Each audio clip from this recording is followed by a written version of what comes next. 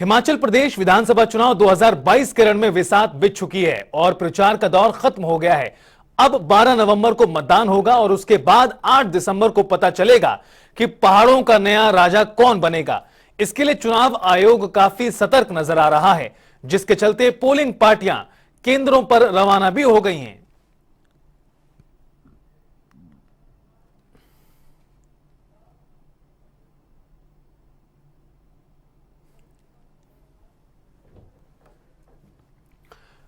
और ज्यादा बातचीत के लिए हमारे तमाम सहयोगी जुड़ रहे हैं हमारे साथ। सबसे पहले रुख करते हैं शिमला से ब्यूरो चीफ विकास शर्मा जी, ऊना से पंकज कतना और सौरभ अटवाल भी हमारे साथ जुड़ रहे हैं। शुरुआत विकास जी आपसे ही करते हुए, प्रचार का दौर खत्म हो चुका है, प्रचार में मुद्दे क्या कुछ हावी रहे, राज बदलेगा या फिर रिवाज बदलेगा, मुख्यतः मुकाबला इसी को लेकर कहीं ना कहीं प्रचार में देखने को मिला है। तमाम नेताओं के बीच आप भी पहुंचे, लोगों से भी बातचीत की, मुकाबला किस तरह का नजर आ रहा है? बिल्कुल देखिए, क्योंकि मुकाबला जो है, बहुत सी ऐसी सीटें हैं जहां पर त्रिकोणीय मुकाबला देखा जा रहा है, क्योंकि जो बागी उम्मीदवार हैं उन्होंने अपनी जगह जनता के बीच में बनाई है और अब बतौर आजाद उम्मीदवार जो है वो सरदर्द तमाम पार्टियों के लिए यहां पर बने हुए हैं। और इस बार माना भी यही जा रहा है कि जो आजाद उम्मीदवार के तौर पर जो भी नेता इस समय चुनावी मैदान में हैं, वो कई पार्टियों के लिए सरदर्द लगातार यहां पर बने हुए हैं और कुछ एक सीटें तो ऐसी भी हैं जहां पर कांटे की टक्कर जो है इन आजाद उम्मीदवार के तौर पर जो है उनको देखा जा रहा है।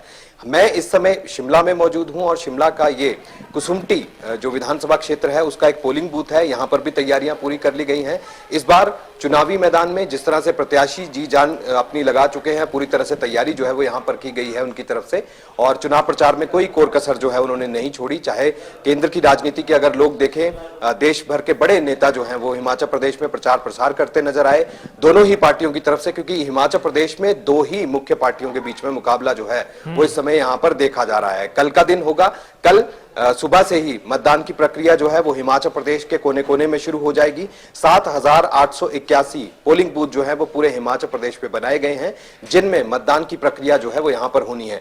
पोलिंग बूथ के आपको हालात में यहां पर दिखाऊं, एक स्कूल है, प्राइमरी स्कूल है, और यहां पर आप देखें किस तरह से सुरक्षा व्यवस्था जो है वो बिल्कुल चाक चौबंद है। पुलिस के जवान जो है उनकी तैनाती पहले से ही यहां पर कर रखी है। और अगले चरण में अगर मैं आपको बताऊं, ये देखें यहां पर आप पोलिंग बूथ है और यहां से एंट्री होगी, इस तरफ से जो है लोग जो है वो बाहर आएंगे और एक तरफ से जो है वो लोग अंदर जाएंगे। अंदर की तस्वीर अगर आपको दिखाएं, यहां आप देखें, यहां पर पोलिंग स्टेशन के अंदर तैयारियां जो है वो पूरी की गई हैं। यहां पर किस तरह से जो प्रक्रिया है उसके लिए लोग जो हैं, जो कर्मचारी हैं जो बाहर से यहां पर आए हैं, और इसी तरह के हालात कमोबेश पूरे हिमाचल प्रदेश में जो है वो आज नजर आते हैं। ये पोलिंग बूथ होगा, यहां पर ईवीएम मशीन जो है वो इंस्टॉल कर रखी है और यहीं पर जो है वो वोट डालने के लिए जो है वो लोग जो है वो यहां पर आएंगे, जनता जो है वो यहां पर पहुंचेगी। और ऐसे में जो यहां पर प्रिजाइडिंग ऑफिसर हैं उनकी सीट यहां पर है, हालांकि वो अभी नहीं है, लेकिन कुछ देर में वो यहां पर जरूर पहुंचेंगे। और ऐसे में जो किस तरह से प्रक्रिया है वो यहां पर चलनी है उसको लेकर जो है, यहां पर एक व्यक्ति है, इनसे बात करने की कोशिश करते हैं। आपका नाम बताइए सर। सर वीरेंद्र शर्मा। अच्छा विजेंद्र जी, क्या तैयारी है यहाँ पर, किस तरह से चलेगा, कि कल का प्रोसेस कितने बजे शुरू होनी है वोटिंग? सर 8 बजे वोटिंग शुरू होनी है और मॉक पोल हमारा जो 6:30 बजे होना है। यदि हमारे एजेंट जो है सुबह 6:30 नहीं पहुंचते हैं तो हमें उन्हें 15 मिनट वेट करना है और हम 6:45 बजे हम जो है उनकी मतलब मॉक पोल स्टार्ट कर देंगे सर। अच्छा वो स्टार्ट कर देंगे। अच्छा मुझे एक बात बताइए, अगर यहाँ पर किसी तरह की कोई अगर दिक्कत आती है तो स्टैंड बाय पे क्या रखा है, मतलब अगली ऑप्शन प्लान बी क्या रहने वाला है? अगर मान लीजिए ईवीएम मशीन अगर खराब हो जाती है तो कितनी देर में वो आ सकती है, कि किस तरह के दिशा निर्देश आपको दिए? सर हमें जो दिशा निर्देश दिए गए हैं, यदि इन केस, वैसे तो हमारी जो ईवीएम मशीन है फुली प्रिपेयर्ड है और इसमें कोई दिक्कत नहीं है, यदि इन केस ये खराब होती है तो हमें सेक्टर ऑफिसर्स को इन्फॉर्म करना है और विद इन 10 और 15 मिनट सर हमारी ईवीएम जो है पोलिंग बूथ पे पहुंच जाएगी। अगर कतारें वगैरह यहाँ पर लगी होती हैं, कतारें लंबी ना हो जाएं, इसके लिए भी तो व्यवस्था होगी? इनकी सर सिक्योरिटी गार्ड है हमारे पास और थोड़ा सा हम अपने लेवल पे भी उनसे थोड़ी सी बातचीत करेंगे, अटेंड से जो हमारे एजेंट्स होंगे उनसे भी हम बात करेंगे कि हमारी ये दिक्कत आई है। तो वैसे तो ये कहा गया हमें कि अगर मॉक पोल पे आपकी मशीन बिल्कुल सही चलती है तो इन बिटवीन जो खराब नहीं होगी सर वो। अच्छा, जो बाकी व्यवस्थाएं जो हैं चुनाव आयोग की तरफ से कहा गया था, पीने के पानी की व्यवस्था है यहाँ पर, वो व्यवस्था है? टॉयलेट है? टॉयलेट तो सर जो स्कूल का अवेलेबल है वही अवेलेबल है यहाँ पे। पानी पीने की व्यवस्था चलो हमने बोतलें अरेंज की है सर, लगभग सेटिस्फैक्ट्री है सर सारा। अच्छा हाँ जी। अच्छा, यहाँ पर सीसीटीवी कैमरा इंस्टॉल किया गया? नहीं सर, नहीं किया गया। छोटा बूथ है। अच्छा, कितने पोलिंग बूथ है यहाँ पे इस बिल्डिंग में? इस बिल्डिंग में 2 है सर, दो हैं। कौन कौन से हैं? एक तो सर शिमला अर्बन का 89 है और सर दूसरा मेरे ख्याल 90 दूसरा 90 है सर। शिमला अर्बन कंस्टिट्यूंसी पड़ती है सर, ये शिमला अर्बन का है सर ये। अच्छा, मतदाता यहाँ से अंदर आएगा, इस दरवाजे से अंदर आएगा, सबसे पहले उसको क्या करना है यहाँ पर थोड़ा बताएंगे? हाँ जी सर, सबसे पहले पोलिंग नंबर जो हमारा बूथ होगा, जो हमारा पोलिंग ऑफिसर नंबर 1 होगा, वहाँ पे वो एक स्लिप दिखाएगा। स्लिप के बाद जो हमारा पोलिंग ऑफिसर 1 होगा वो एक हमारे को सर स्कैन करने के लिए एक ऑप्शन दिए, QR कोड स्कैन करेगा वो। उसके बाद उसकी आइडेंटिफिकेशन होगी, फिर वो पोलिंग ऑफिसर नंबर 2 के पास आएगा। 2 पे अपना वो आइडेंटिटी कार्ड दिखाएगा, उसको आइडेंटिफाई किया जाएगा, फिर वो उसका जो भी रिकॉर्ड होगा, सूचना होगी, उसको दर्ज करेगा। फिर वो अपने इधर चला जाएगा, जो हमारा पोलिंग ऑफिसर नंबर 3 होगा वो वहाँ से कमांड देगा और फिर वो अपना वोट कास्ट करेगा। जी सर। उसके बाद वो वोट कास्ट करने के बाद बाहर आएगा सर, फिर बाहर आएगा। इस तरफ से, इसी हाँ, तरफ से क्योंकि सर यहाँ पे कुछ लोकेशन ऐसी है कि हमारे पास इन मतलब जो एंट्री और एग्जिट के लिए अलग डोर नहीं है, तो हमें एक ही दरवाजे से जो व्यवस्था करनी पड़ रही है सर। पूरी तरह से सुरक्षा व्यवस्था ठीक है? बिल्कुल ओके सर, बढ़िया है सर सारा। चलिए, बहुत बहुत बहुत बढ़िया। तो इस तरह की चीजें जो है वो पोलिंग बूथ के अंदर की हम आपको तस्वीरें जो है वो यहाँ पर दिखाई हमने, और लगातार जो यही इसी तरह की तस्वीरें जो है पूरे हिमाचल प्रदेश में जगह जगह से, क्योंकि बाकी भी सहयोगी हमारे यहाँ पे है रितेश, वो भी यहाँ पर बताएंगे। लेकिन चुनावी तस्वीरें जिस तरह से सामने आ रही है और जिस तरह से आप भी तमाम तस्वीरें हम तक साझा कर रहे हैं, तैयारी पुख्ता तौर पर की गई ताकि लोगों को किसी प्रकार की परेशानी का सामना ना करना पड़े और शांतिपूर्ण तरीके से मतदान भी संपन्न हो जाए। बने रहिए आप हमारे साथ। ऊना से पंकज कतना भी हमारे साथ लगातार बने हुए। पंकज, ऊना की बात करें तो क्या कुछ माहौल है, किस तरह की तैयारियां प्रशासन की ओर से कल को लेकर? जी बिल्कुल, तैयारियां जोरों शोरों पर है। आज हमारी सुबह ही चुनाव निर्वाचन अधिकारी राघव शर्मा से विशेष बातचीत हुई है। उन्होंने पूरे जिले का जो ब्यौरा है वो बताते हुए कहा कि हिमाचल के में ऊना जो है वो समतल इलाका है, जिस कारण आज 3 बजे के बाद जो है वो पोलिंग पार्टियां अपने अपने बूथ के लिए रवाना होंगी। 200 पोलिंग स्टेशन पर, पोलिंग बूथों पर जो है वो CCTV कैमरे जो है वो लगाए गए हैं। उसके अलावा दिव्यांग वोटर्स के लिए भी यहाँ पर पुख्ता इंतजाम जो है वो किए गए हैं। और कुल मिलाकर अगर देखा जाए तो खुद उपायुक्त ऊना एवं निर्वाचन अधिकारी जो है वो दिन रात एक किए हुए हैं और हर बूथ पर जाकर जो स्थिति है उसका जायजा लेने के लिए वो हमेशा तत्पर रहते हैं। और हिमाचल का ऊना जो है वो बॉर्डर के साथ लगता है, पंजाब बॉर्डर के साथ लगता है, जिस कारण इस बॉर्डर वाले इलाके में जो है सारे बॉर्डरों को सील किया गया है और हर गाड़ी की जो है वो आने जाने वाली हर गाड़ी की जो है वो अच्छे से चेकिंग की जा रही है और उनका जो है ब्यौरा लिया जा रहा है। बिल्कुल, चेकिंग भी पुख्ता तौर पर की जा रही है और कोई परेशानी ना हो वो भी सुनिश्चित किया जा रहा है। सौरभ अटवाल धर्मशाला से हमारे साथ जुड़े हुए हैं। सौरभ, धर्मशाला का रुख करते हुए किस तरह की तस्वीर फिलहाल नजर आ रही है? बागी किस तरह से परेशानी खड़ी कर रहे हैं? राज बदलेगा, रिवाज बदलेगा, जनता तय करेगी और दिसंबर के महीने में रिजल्ट सामने आ जाएंगे, लेकिन उससे पहले बागियों ने किस प्रकार से दोनों ही मुख्य दलों की टेंशन बढ़ाने का काम किया है? बताना चाहूंगा कि इस मर्तबा जो है आम आदमी पार्टी जो है वो भी विधानसभा चुनावों में जैसे दंगल में जो है उतरी हुई है।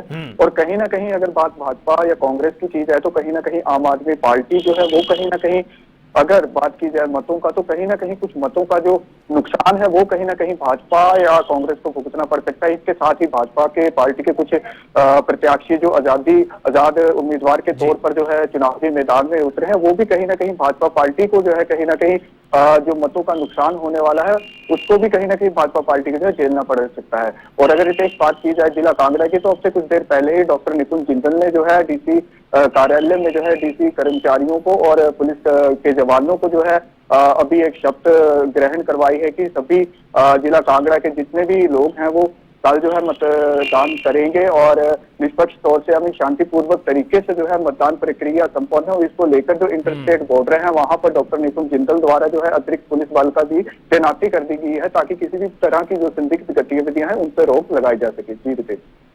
हमीरपुर से अशोक राणा भी हमारे साथ जुड़ गए हैं इस बीच। अशोक, हमीरपुर की तस्वीर दिखाएं, किस तरह का माहौल नजर आ रहा है? क्या कुछ तैयारियां कल मतदान को लेकर की गई हैं प्रशासन की ओर से? देखिए जी, हमीरपुर में मतदान को लेकर जो प्रशासन की गई है, आज ईवीएम जो बॉयज स्कूल से जो है रवाना कर दी गई है। आपको बता दें कि हमीरपुर जिला में जो है मतदान के लिए 531 मतदान केंद्र जो है बनाए गए हैं और जिनमें से जो अति संवेदनशील है वो 11 है और 69 जो है संवेदनशील है। और आपको बता दें कि हमीरपुर जिला से 2130 कर्मचारी जो है चुनावी ड्यूटी में तैनात किए गए हैं। जी बिल्कुल, तैयारी क्या है वो आपने समझा। तैयारी तमाम दलों की ओर से भी पुख्ता तौर पर की गई थी। विकास जी, आपके पास आते हुए, भारतीय जनता पार्टी के पास चेहरों की कोई कमी नहीं। बड़े बड़े चेहरों ने प्रदेश में चुनाव प्रचार किया। मुख्यमंत्री, केंद्रीय मंत्री, खुद प्रधानमंत्री नरेंद्र मोदी ने भी कई रैलियों को संबोधित किया प्रदेश में। लेकिन जो बागी हैं वो बड़ी परेशानी बनकर कहीं ना कहीं भारतीय जनता पार्टी के सामने आए हैं। लेकिन चुनौतियां कांग्रेस पार्टी के लिए भी कम नहीं, क्योंकि कांग्रेस के पास जो चेहरा है उसकी कमी कहीं ना कहीं नजर आ रही। जैसा विरोधी आरोप लगाते हैं कि कांग्रेस में तो सभी मुख्यमंत्री के दावेदार हैं। बिल्कुल, और भाजपा जो वरिष्ठ नेता हैं वो भी ये बात कहते हैं कि भाजपा के लोगों को इस चीज से बच के रहना होगा, क्योंकि कांग्रेस जो है 1993 में भी इसी तरह से बात जो है वो कर चुकी है, जहां पर देखा गया था उस समय भी कि हिमाचल प्रदेश में जगह जगह हर जिले से जो है ये कहा गया कि एक एक मुख्यमंत्री के तौर पर लोग जो है वो चुनावी मैदान में थे और ये दावा कर रहे थे मुख्यमंत्री वही बनेंगे। तो इस चीज का उल्टा प्रभाव पड़ा और भाजपा के हाथ से जो है सत्ता चली गई। इस बात का हवाला जो है वो लगातार भाजपा के लोग जो है, भाजपा के वरिष्ठ नेता जो है वो लगातार देते रहे और भाजपा को तैयार रहने की और चौकन्ना रहने की बात जो है वो लगातार कहते हैं। और आज क्योंकि कल का दिन होगा, 12 तारीख का दिन होगा, मतदान जो है वो होना है और घरों से निकलकर लोगों को मतदान करना है। 56 लाख से ज्यादा ऐसे मतदाता होंगे जो अपने मत का प्रयोग करेंगे और हिमाचल प्रदेश के लिए एक नया मुख्यमंत्री या एक नया विधायक जो है वो यहां पर चुनेंगे। देखिए, लोकतंत्र का महापर्व, महाउत्सव जो है वो कल होने वाला है, जिसको लेकर चुनाव आयोग की तरफ से तैयारियां तो पूरी की ही गई हैं, लेकिन इसके अलावा राजनीतिक दलों की भी तैयारियां पूरी थी। और ऐसे में जो सरकारी कर्मचारी हैं वो पूरी तरह से तैनाती उनकी कर दी गई है। ईवीएम मशीन्स की तैयारी जो है वो यहां पर तैनाती जो है वो यहां पर कर दी गई है। जगह जगह पर कभी कोई दिक्कत ना आए। देखिए, हिमाचल प्रदेश एक शांति प्रिय प्रदेश है और ऐसे में हिमाचल प्रदेश में कभी ऐसी घटनाएं जो है वो देखने के लिए नहीं आती, लेकिन संवेदनशील और अति संवेदनशील जो पोलिंग बूथ हैं उनके लिए अतिरिक्त जो फोर्सेज है उनकी तैनाती जरूर यहां पर की जाती है। सीसीटीवी कैमरा जो है वो जगह जगह इंस्टॉल किए गए हैं और ज्यादातर जो पोलिंग स्टेशन हैं उनमें ये इंस्टॉलेशन जो है वो की गई है। लेकिन इसके अलावा एक अहम चीज और है, वो है वेबकास्टिंग। वेबकास्टिंग के जरिए चुनाव आयोग अपने दफ्तर में बैठ के जो है वो लाइव तस्वीरें देख सकता है कि किस पोलिंग स्टेशन पर किस तरह से मतदान प्रक्रिया हो रही है, क्या कोई कमी या कोई खामियां जो है वहां सामने तो नहीं आ रही है। आपको ये सवाल इस लिहाज से है वो जिस तरह से देखा जाएगा, जिस तरह से आपने वेबकास्टिंग का जिक्र किया, बताया ये भी जा रहा है कि तकरीबन 50% जो पोलिंग बूथ हैं उन पर कल निगरानी भी रखी जाएगी। निश्चित रूप से, और 50% ऐसा जो ये पोलिंग स्टेशन जो है वो अलग अलग होंगे पूरे हिमाचल प्रदेश में, जिनको वेबकास्टिंग के जरिए जो जोड़ा गया है और उसकी लाइव तस्वीरें जो है वो न सिर्फ मीडिया के साथ साझा की जाएंगी, बल्कि जो अगर कोई देखना चाहे तो उसको भी दिखा सकते हैं। लेकिन चुनाव आयोग जो है वो इसको लाइव तस्वीरें जो है वो वहां पर देखेगा और कोई गड़बड़ी ना हो इसका विशेष तौर पर ध्यान रखा जाएगा। इसके अलावा एक चीज और अहम है कि कुछ एक ऐसे पोलिंग स्टेशन जो है उनके अंदर भी महिलाओं की तैनाती यहां पर की गई है और पूरी तरह से पोलिंग स्टेशन पर महिलाएं ही होंगी। निश्चित ये एक विशेष रूप से सुविधा जो है वो यहाँ पर दी गई है और महिला उनका मुख्य उद्देश्य यही है विकास जी की शांतिपूर्ण तरीके से मतदान हो, महिला सशक्तिकरण की तस्वीर भी देखने को मिलेगी, महिला बूथ भी बनाए गए हैं। पंकज, सवाल आपसे ये भी है कि ठीक है, प्रचार अब खत्म हो गया है, तमाम पार्टियां मैदान में उतरी, आम आदमी पार्टी का किस तरह से जो हिमाचल प्रदेश में दस्तक है उसे किस तरह से देखा जा रहा है? क्योंकि शुरू में तो प्रचार बहुत तेज गति से उठा था, लेकिन अंत के समय में वैसा कुछ करिश्मा होगा नजर नहीं आ रहा है।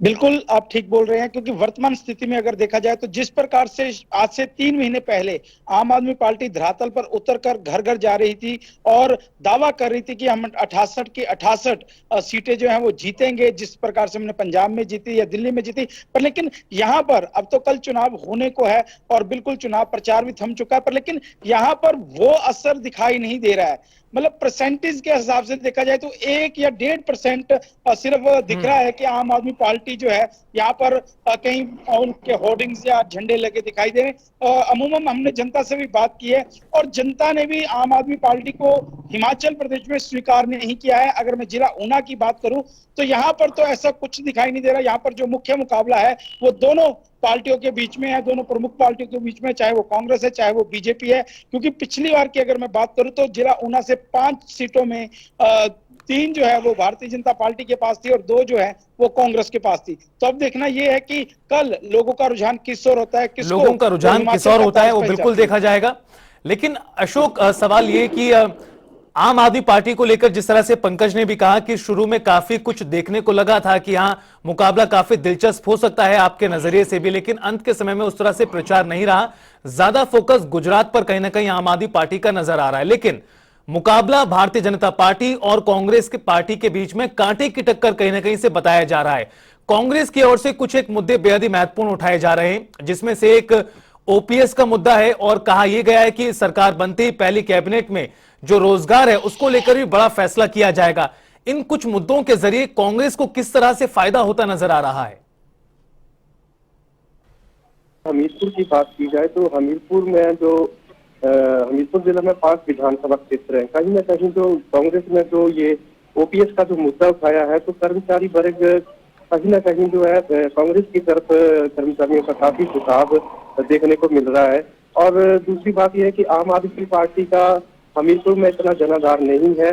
हालांकि नदौन विधानसभा क्षेत्र की बात की जाए तो वहाँ पे जो कैंडिडेट आप पार्टी ने उतारे हैं उनका जो है रुझान दोनों पार्टियों की तरफ, तो जैसे कांग्रेस और बीजेपी को नुकसान पहुंच सकता है नदौन विधानसभा क्षेत्र में, क्योंकि जो आप आम आदमी पार्टी का जो कैंडिडेट है वो कहीं ना कहीं कांग्रेस और बीजेपी के वोटों पर तेल जरूर लगाएगा। जी बिल्कुल, लेकिन सवाल यहां पर यह भी उठ सकता है कि कांग्रेस पार्टी की ओर से महासचिव प्रियंका गांधी वाड्रा ने पूरा मोर्चा संभाला राष्ट्रीय स्तर पर, और स्थानीय नेताओं की पूरी टीम कहीं ना कहीं छोटे छोटे इलाकों में जाकर प्रचार करती रही। लेकिन अब सौरभ, मैं आपसे समझना यहां पर यह भी चाहता हूं कि ठीक है, तमाम चीजें अब हो चुकी हैं, भारतीय जनता पार्टी के पक्ष में क्या फेवर जाता है? प्रधानमंत्री नरेंद्र मोदी का होना, या फिर जिस तरह से बड़े स्तर पर प्रचार किया गया, बड़ी बड़ी रैलियां की गई?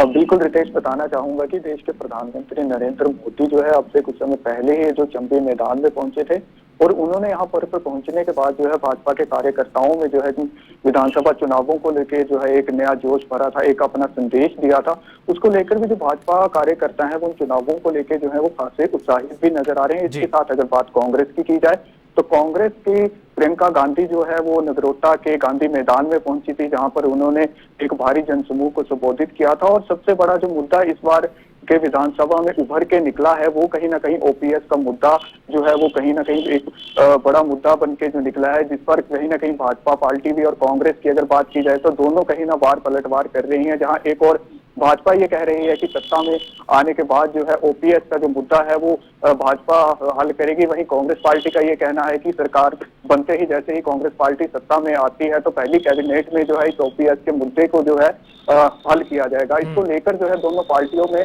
आर पार की जो जंग है वो छिड़ी हुई। जी रितेश, बिल्कुल आर पार की जंग छिड़ी हुई है, लगातार बयानबाजी का दौर भी चला था। लेकिन विकास जी, आपको क्या लगता है, क्या जो ओपीएस का मुद्दा है वो कांग्रेस को फायदा पहुंचा सकता है? और भारतीय जनता पार्टी का जिस तरह से स्टैंड ओपीएस को लेकर है वो स्पष्ट नहीं है, क्या ये नुकसान का कारण बन सकता है बागियों की तरह ही?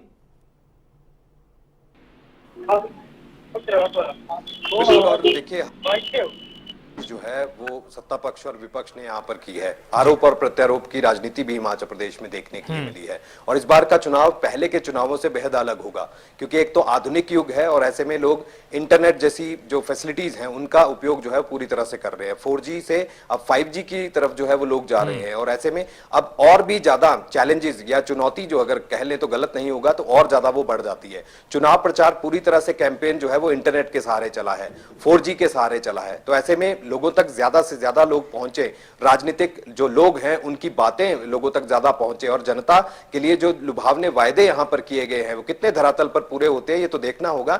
लेकिन उससे पहले अब वायदों की अगर बारी आती है तो कई तरह की गारंटियां पहली मर्तबा हिमाचल प्रदेश में देखने के लिए मिली। इससे पहले कभी कोई भी राजनीतिक दल हिमाचल प्रदेश में गारंटी कभी नहीं देता था चुनाव से पहले, लेकिन इस बार गारंटी देखने के लिए मिली। आम आदमी पार्टी की तरफ से भी गारंटियां सबसे पहले यहां पर दी गई, उसके बाद कांग्रेस की तरफ से गारंटी भी यहां पर दी गई।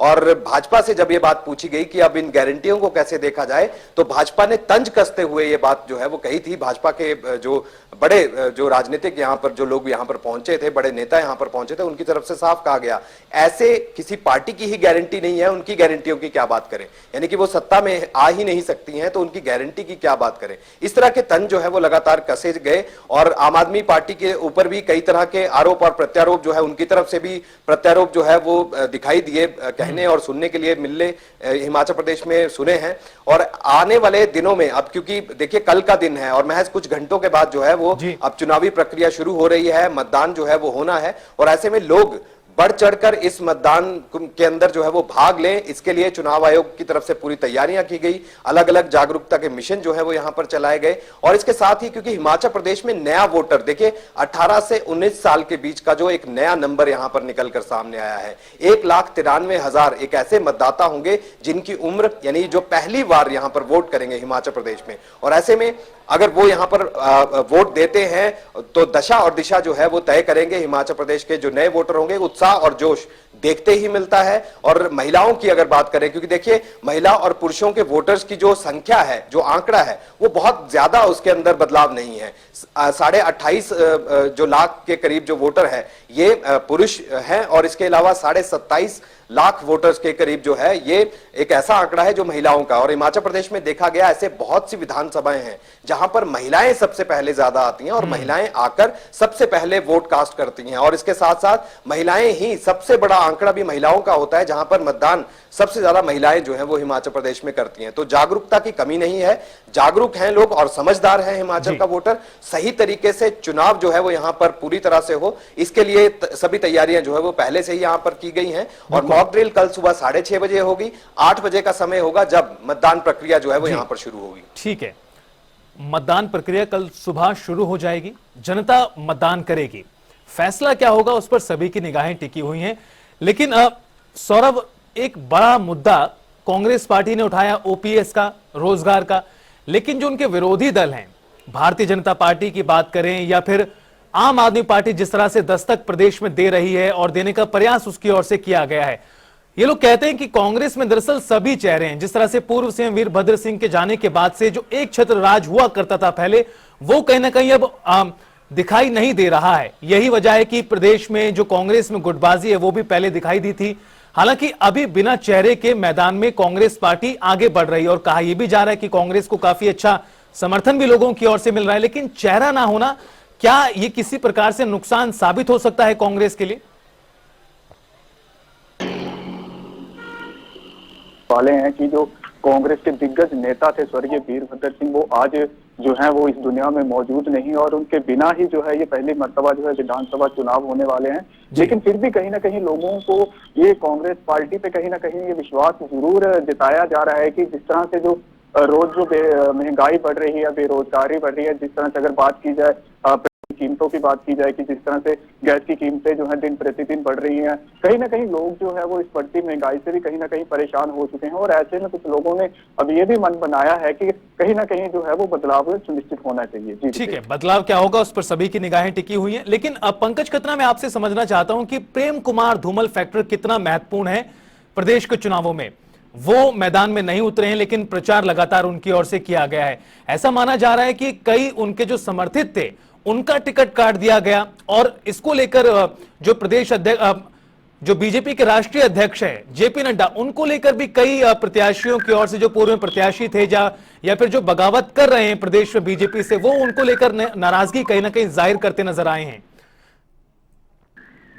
जी बिल्कुल, जैसा कि आपने बोला कि प्रेम कुमार धूमल जो पूर्व मुख्यमंत्री थे, अगर मैं बात करूं तो जो उनके खास प्रत्याशी अभी भी मैदान में है, उनके लिए वो अभी भी चुनाव मैदान में उतरे हैं। अभी कल ही प्रेम कुमार धूमल जो है वीरेंद्र कंवर की रैली में आए थे, जो कृषि मंत्री जिन्होंने वर्तमान सरकार में कार्य किया है। पर लेकिन कहीं ना कहीं जब धड़ेबाजी या गुटबाजी की बात आती है तो ये जो बातें हैं ये कहीं ना कहीं भारतीय जनता पार्टी के लिए मुश्किल पैदा कर सकती है। हालांकि भारतीय जनता पार्टी गुटबाजी को सामने नहीं आने दे रही है, पर कांग्रेस के या आम आदमी एक बड़ा फैक्टर ये भी है कि गुटबाजी बयानबाजी को बाहर नहीं आने दिया जा रहा, लेकिन फिर भी उसके बावजूद भी जो बगावत के सुर थे बीते दिनों भी दिखाई दिए।